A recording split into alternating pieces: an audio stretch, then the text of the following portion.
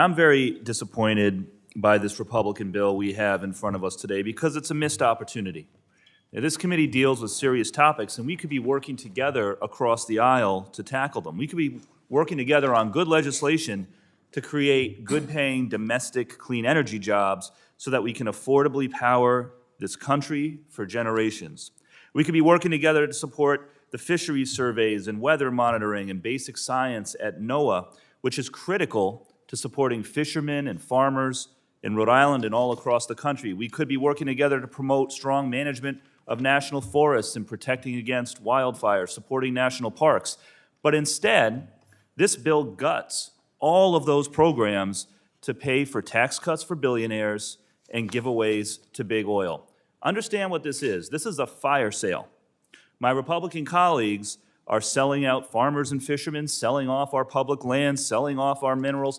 Before this markup is over, they may try to sell off the office furniture, anything that they can think of to try to find the money to pay for yet more tax cuts for Elon Musk and the billionaires who don't need it. This bill strips away funding from the national parks. We hear all the time on this committee about how badly national parks are under-resourced and understaffed, from the Great Smoky Mountains to Yellowstone to Slater Mill in Rhode Island. This bill cuts funding for parks even more. It cuts funding for national forests when we need to be investing more to prevent water fires. It takes away critical conservation funding for public lands. And importantly, and I'm going to be talking a lot about this today, this bill would cripple the life-saving work of NOAA. NOAA, which is vital to Rhode Island and coastal communities across the country to support the fishing industry, which is the source of thousands of jobs in my district. Weather monitoring at NOAA, which is fundamental to all of our daily lives. Just last week, the administration sent an agency-wide email announcing that they've eliminated 1,000 NOAA employees with over 27,000 years of collective experience. And what does this bill do for NOAA? Does it bring back those staff to help get fishing season open on time, to help get the agency fully resourced before hurricane season? No, it does not. It takes away funding, making it even harder to do all of those things. So why are we here? This is a question of whose side are you on? Are you on the side of the fishermen and the farmers and the working people of this country, or are you on the side of the billionaires and big oil?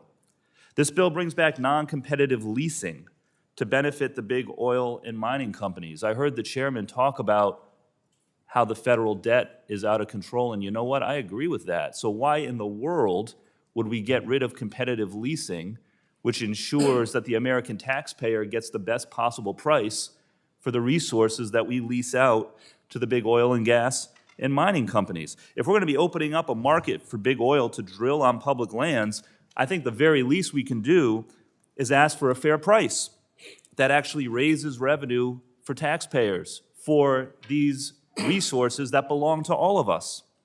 And the best way to get that price for the American people is through competition. But this bill doesn't do that. This bill has non-competitive leasing.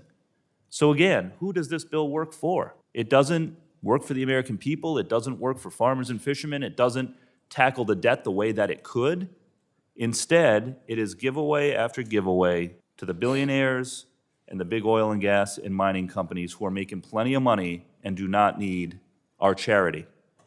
So I asked my Republican colleagues, and this is going to be a test today, work with us to make this bill better. I don't know that we're going to get it to a point that we can support it, but we have ideas for how to make this bill better.